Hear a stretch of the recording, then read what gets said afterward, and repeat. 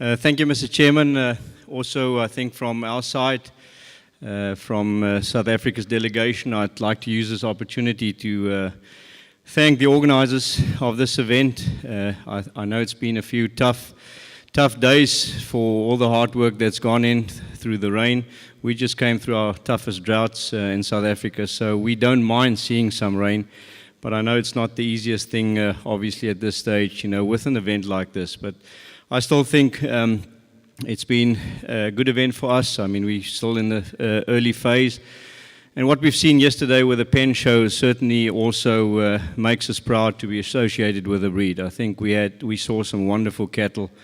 And not that we're surprised. We know the Uruguayans have good cattle. But certainly, if we can in future also get Uruguay to export some semen, I think in South Africa we certainly would value some of the genetics that you guys have, and perhaps we can exchange some of our genetics as well in the future. But again, thanks to the organizers, and we really appreciate the hospitality, I think, from the whole South African delegation.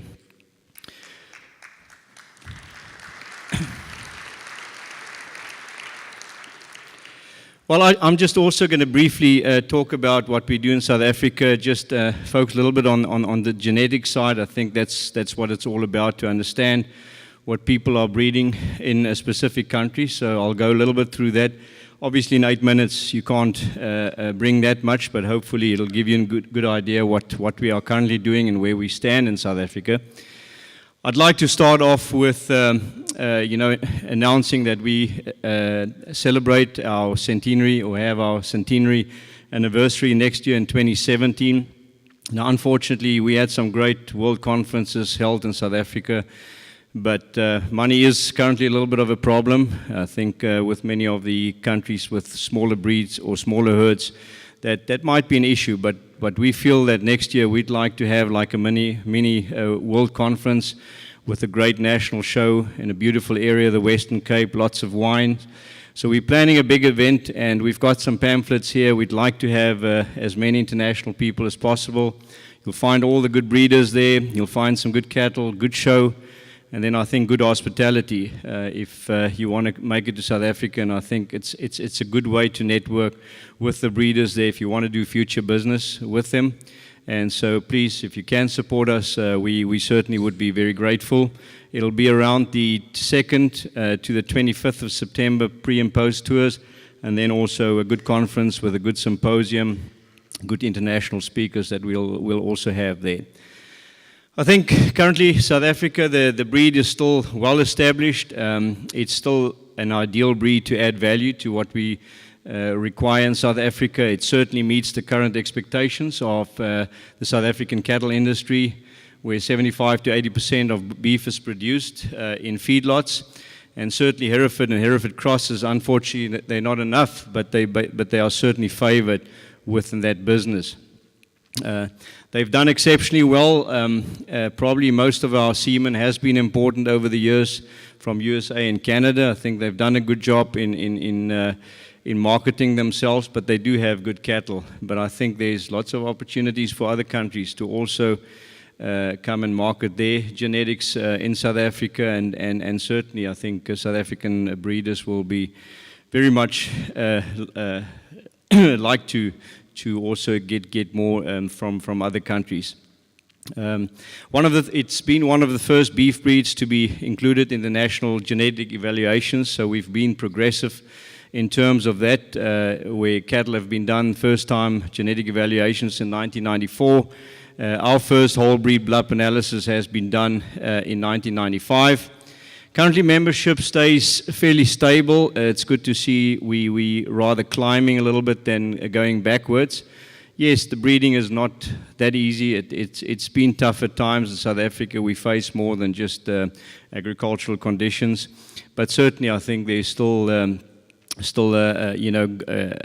positive signs for Herefords in South Africa. Numbers have increased by 38% since we've had our last conference in 2012 in Canada. So currently it's about 8,700 registered females, and there you can see also on that table how it compares to other breeds in South Africa, which it pretty much competes against, the Braford, the Bonsmara. Both of those have Hereford blood in them. They're both composite breeds, obviously. Sussex, which is, a similar type of beef animal, and then also the Angus. Angus still, more than double the mounts, but I think Hereford's been very popular, even though their mounts might be a little bit less or a bit less than the Angus at this stage. From bulls sold compared to what were represented, we sold about 83%, even in some tough years, with the droughts obviously not being in our favor.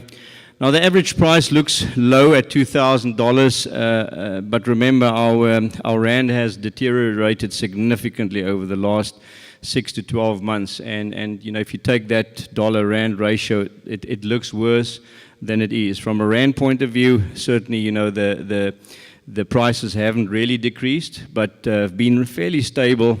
Hopefully we can see a rise soon. And we're the highest price, which is quite a significant price. It's the second highest price ever paid in South Africa for a Hereford bull, has been about $13,000. And then there's just for those that are interested in where we're getting our semen from and how much semen has been imported over the last 4 years since the last conference. Last time I showed you about 5 countries that we've imported from. At this stage, unfortunately, only the USA and Canada have been popular.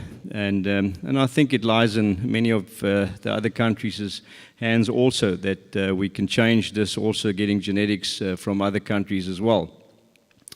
Then on genetic evaluation, currently it's done by Logix Beef. It's a group of renowned geneticists. We're fortunate to have these people in South Africa that do not just our breed, but many other breeds' expected breeding value estimation. It's updated every 6 months, where breeders then receive herd reports.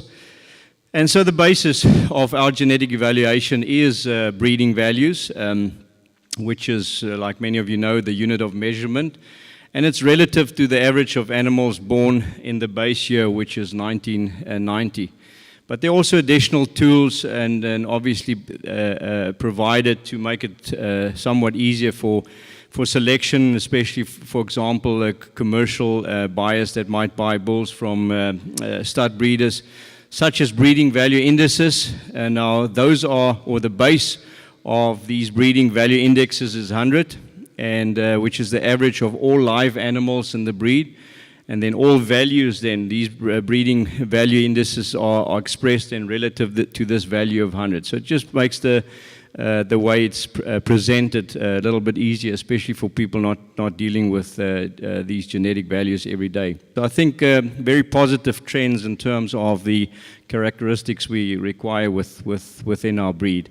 And there you can see the combination of growth and production value also showing a nice positive trend. So I think we feel comfortable that we're heading the right way and still on the right way with our cattle.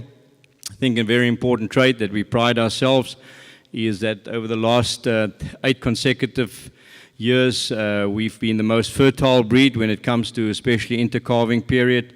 Hereford's average intercalving period's been 388 days in South Africa. If you compare that to a breed which is strong Hereford influence, but certainly also Zebu influence, they've got an intercalving period about 448 days. Genomics in South Africa, although we have not that many numbers, it's something we really want to get involved with or strong involved with. Genomics or livestock genomics have been introduced in 2012 to South Africa when a bovine genetic consortium was first established. And a task team also is coordinated by the University of Pretoria. Now, a 2-year process then resulted in the establishment of a beef genomic program that's also funded by our government. So it's quite a significant program, and that includes 11 South African beef breeds. Fortunately, Herefords are one of them. The overall aim, obviously, and I think that's with any genomic program, is to build a phenotypic database and also extend the existing database. We are well positioned there, as fortunately our breeders, at least 75% participate in in proper animal recording. Also want to build a database with genotypes, certainly enable us to use genomic selection in future as well. Then also increase overall accuracy of our EBVs, and then certainly promote genetic progress on different levels.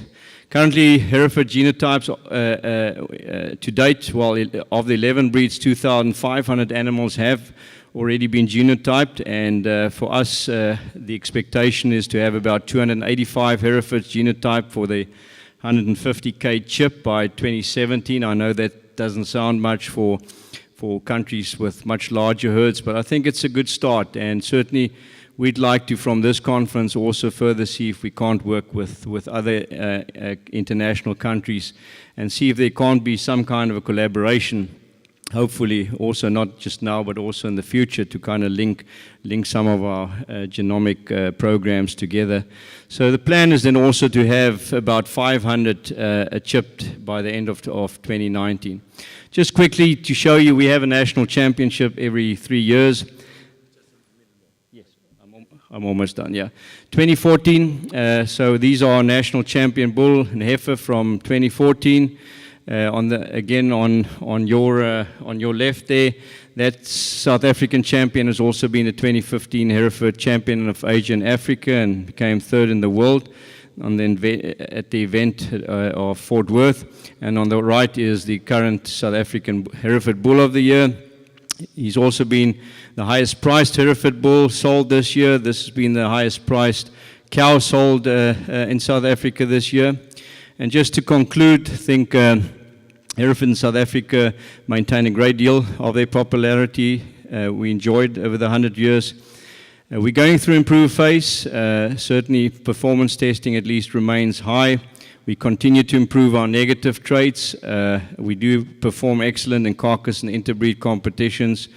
Just a concern is a little bit of slow growth in breeder and cattle numbers, but I think that's a general trend in South African stud breeding. Then also finally, our cow numbers, we'd like to increase them further, but at least there's still a good demand for good Hereford bulls. We need to remain competitive in different genetic evaluation programs, keep up with modern technology, especially genomic programs, even with the challenges we face on that. And I think finally, it's been also said by the Danish delegation now, is that keep the young people interested. Thank you.